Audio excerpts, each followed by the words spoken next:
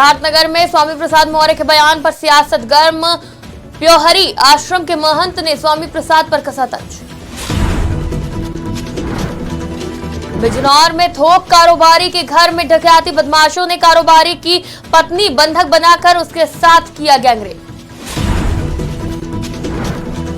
देवरिया में प्रदेश उपाध्यक्ष जेपी दुबे की अध्यक्षता में बैठक। महेश्वर मिश्रा बबलू को बनाया गया प्रधान संघ के जिलाध्यक्ष। प्रयागराज में प्रधानपति का वीडियो सोशल मीडिया पर वायरल। वीडियो में पड़ोसी की जमीन पर गाय बांधता नजर आ रहा प्रधानपति। भारत ने वर्ल्ड कप फाइनल में बनाई जगह। प्रयागराज में क्रिकेट प्रेमियों ने झूमते नाचते हुए मनाया जीत का जश्न। नमस्कार, आज की खबर में आपका स्वागत है। मैं हूं आपके साथ शिखा मेहरोत्रा। शुरुआत करते हैं उत्तर प्रदेश खबरों की। लखनऊ से इस वक्त की बड़ी खबर सामने आ रही है, जहां सहारा श्री सुब्रत राय का अंतिम संस्कार। सुब्रत राय की अंतिम यात्रा सहारा शहर से रवाना हुई। सुब्रत राय की अंतिम यात्रा में उमड़ी भारी भीड़। बड़ी संख्या में नेता और कई बड़ी हस्तियां मौजूद। कुछ देर में वैकुंठ धाम में होगा अंतिम संस्कार। इस वक्त की बड़ी खबर आपको बता रहे हैं, जहां लखनऊ से इस वक्त की बड़ी खबर सामने आ रही है। सहारा श्री सुब्रत राय का अंतिम संस्कार। सोनू निगम समेत तमाम बड़ी हस्तियां, राजनीतिक हस्तियां इस अंतिम संस्कार में शामिल होने, श्रद्धांजलि देने, अंतिम दर्शन करने पहुंची। सुब्रत राय की अंतिम यात्रा में कई दिग्गज शामिल। बड़ी संख्या में नेता और बड़ी हस्तियां अंतिम संस्कार में शामिल होने के लिए लखनऊ पहुंचे हैं। तस्वीरों में भी आप देख सकते हैं, भारी भीड़ उमड़ी है। उद्योगपति, राजनेता या फिर सिनेमा जगत, तमाम जगत से कई बड़ी हस्तियां आज लखनऊ में मौजूद हैं। सुब्रत राय को श्रद्धांजलि देने, उनके अंतिम दर्शन करने, उनकी इस अंतिम यात्रा में शामिल होने के लिए देखिए लोगों का बड़ा हुजूम आज सड़क पर दिख रहा है।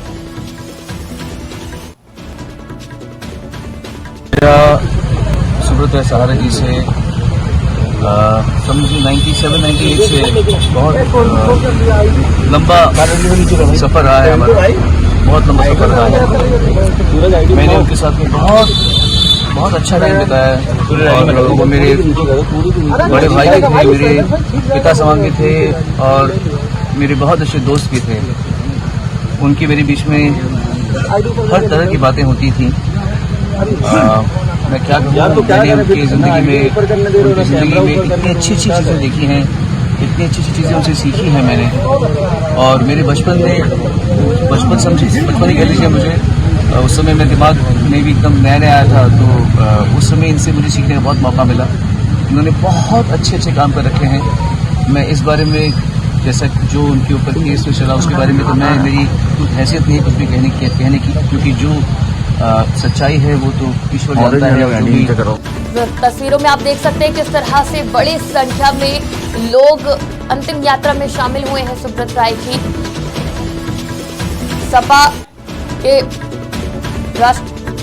सपा से भी देख सकते हैं आप, तमाम दिग्गज नेता, सपा हो, कांग्रेस हो या फिर बसपा हो, तमाम राजनीतिक पार्टियों के दिग्गज भी इस अंतिम यात्रा में शामिल हुए हैं।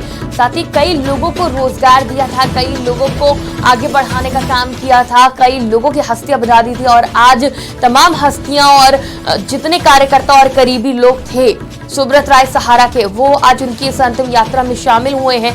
लखनऊ में बहुत सारे लोग जुड़े हुए थे सुब्रत राय सहारा से, क्योंकि जब उन्होंने शुरुआत करी थी अपने सफलता के सफर की, तो उसमें उन्होंने लोगों की चेन बनाई थी। उस चेन में लोगों को जोड़ते चले गए और लोगों के इस समूह ने जो उन्हें प्यार दिया, उससे वो एक सफलता के शिखर पर पहुंचे।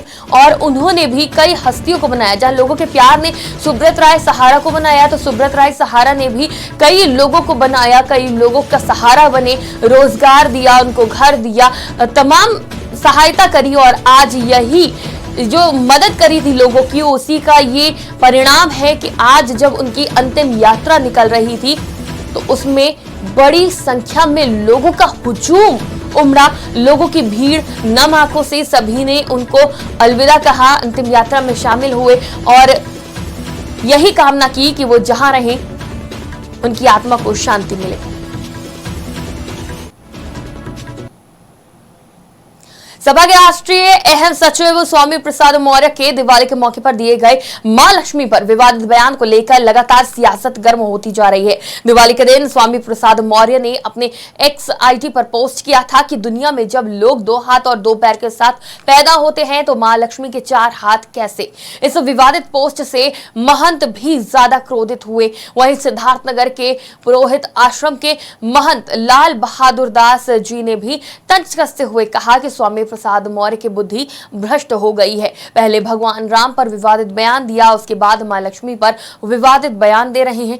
अभी इनको कुछ मालूम ही नहीं है। और क्या कुछ कहा आप भी देखिए। जैसे स्वामी प्रसाद मौर्य की बुद्धि भ्रष्ट हो गई है, अभी कुछ दिन पहले इसने बयान दिया था कि ढोल गंवार शूद्र पशुनारी सकल ताड़ना के अधिकारी रामचरितमानस में पूरी तरह से शूद्रों के खिलाफ तमाम चौपाइयाँ लिखी गई।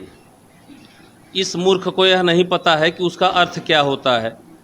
हमारे भगवान रामचंद्र जी किसी भी प्रकार के जातिवाद को बढ़ावा न देते हुए सभी वर्ग के लोगों को अपना बनाया है, हृदय से लगाया है, गले से लगाया हुआ है।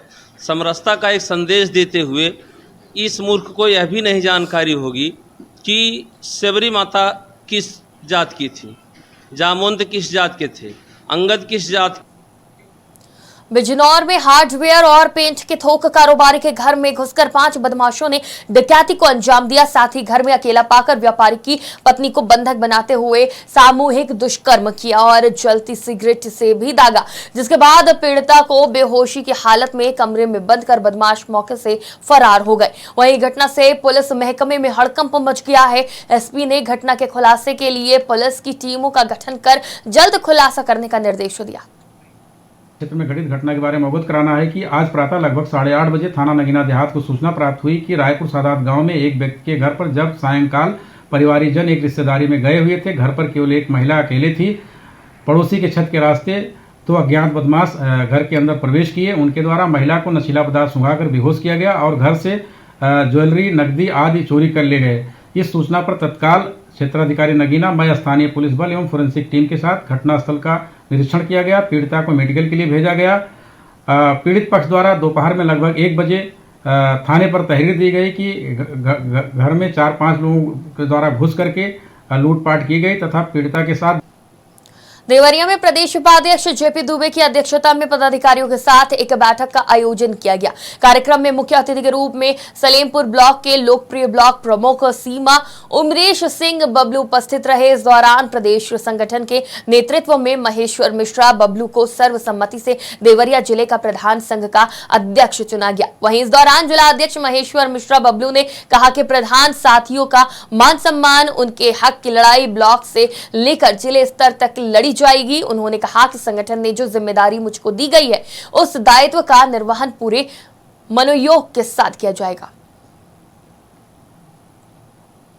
प्रयागराज में प्रधानपति का एक वीडियो सोशल मीडिया पर जमकर वायरल हो रहा है। वायरल वीडियो में प्रधानपति रात के अंधेरे में पड़ोसी को जमीन पर गाय बांधकर कब्जा करना चाह रहा था। प्रधानपति के इस रवैये के बाद सोशल मीडिया पर लोग तंज कस रहे हैं। इस दौरान प्रधान के पड़ोसी ने बताया कि पूरे गांव में प्रधानपति का आतंक है। गांव के लोग प्रधानपति से सहमे हुए हैं। इस खबर को लेकर आज की खबर की टीम ने पड़ताल की तो सामने आया कि वायरल वीडियो गांव चकमदा की प्रधान के पति का है। हालांकि गांव के लोग प्रधान के खिलाफ कैमरे पर बोलने से बच रहे हैं। क्रिकेट वर्ल्ड कप सेमीफाइनल में टीम इंडिया को न्यूजीलैंड के खिलाफ मिली जबरदस्त जीत के बाद प्रयागराज के क्रिकेट प्रेमी खुशी से झूम उठे। न्यूजीलैंड के खिलाफ मिली इस ऐतिहासिक जीत के बाद प्रयागराज के क्रिकेट प्रेमी सड़कों पर उतर आए और उन्होंने झूमते नाचते हुए इस जीत का जश्न मनाया। क्रिकेट प्रेमियों ने इस मौके पर पटाखे छोड़े, आतिशबाजी की और गले मिलकर एक दूसरे को इस जीत की मुबारकबाद दी। बता दें, न्यूजीलैंड के खिलाफ सेमीफाइनल में मिले इस जीत के बाद भारत अब सेमीफाइनल में आ गया है। इस जीत से वर्ल्ड कप जीतने तक टीम इंडिया अपने मुकाम तक पहुंच गया है।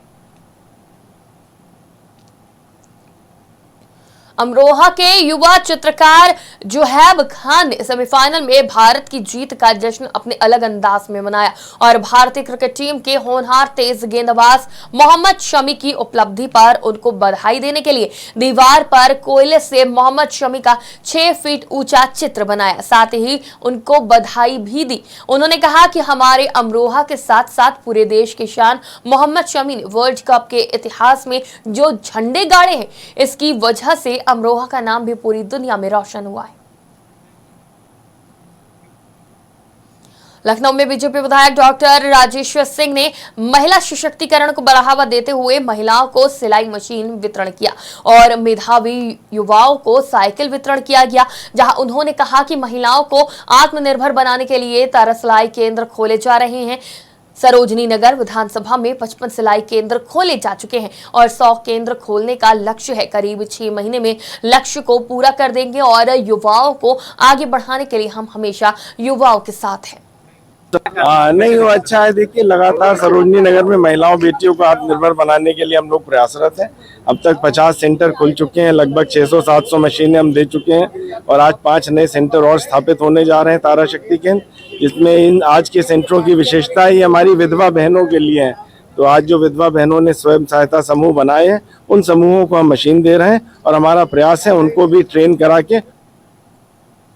मथुरा में 3 दिन पहले गांव आयरा खेड़ा में हादसे में घायल हुए युवक की मौत के बाद गांव में बवाल हो गया। इस दौरान मौके पर पहुंचे एसआई ने अपशब्दों का प्रयोग किया तो ग्रामीणों ने मारपीट कर दी। बता दें, गांव आयरा खेड़ा में शनिवार सुबह अनियंत्रित कार ने 2 महिलाओं सहित 3 लोगों को रौंद दिया था, जिसमें एक महिला की मौके पर ही मौत हो गई थी। घटना की सूचना मिलते ही हल्का इंचार्ज और कांस्टेबल घटनास्थल पर पहुंचे। ग्रामीणों ने बताया कि हादसे के बाद से पुलिस ने आरोपियों को गिरफ्तार नहीं किया और पुलिसकर्मियों ने आते ही अपशब्दों का प्रयोग करना शुरू कर दिया, जिससे ग्रामीण आक्रोशित हो गए और दोनों पुलिसकर्मियों को बंधक बना लिया।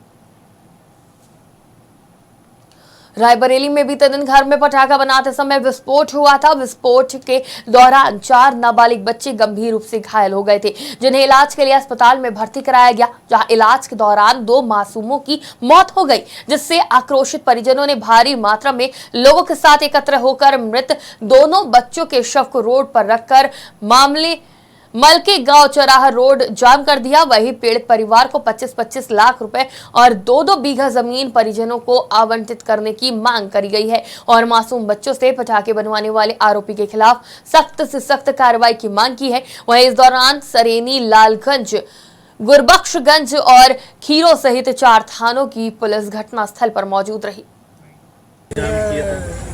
10 तारीख को कुछ बच्चे खेल रहे थे, जिसमें पटाखा से घायल हो गए थे। उनकी दो बच्चों की आज गलती हो गई, बॉडी आई